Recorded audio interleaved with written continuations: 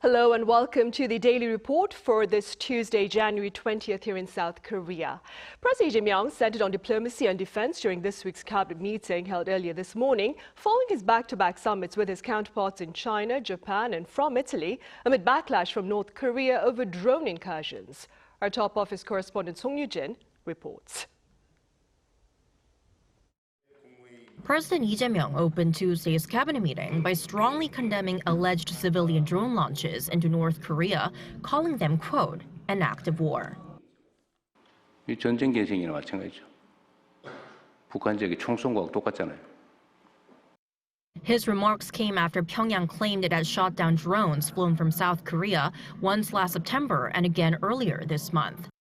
2 civilian suspects are now under investigation by a joint military-police task force. Local media reports say the suspects worked for the presidential office under the former Yoon Suk-yeol administration. President Lee has ordered a thorough investigation and is calling for strict punishment for those responsible. He also urged the defense minister to tighten loopholes in the military surveillance and monitoring systems. 그리고 남북 사이에 이런 신뢰가 깨지지 않도록 또 적대의 감정이 제고되지 않도록 최선으로 잘 관리하시기 바랍니다. Tuesday's cabinet meeting also reviewed follow-up measures from President Lee's recent visits to China and Japan.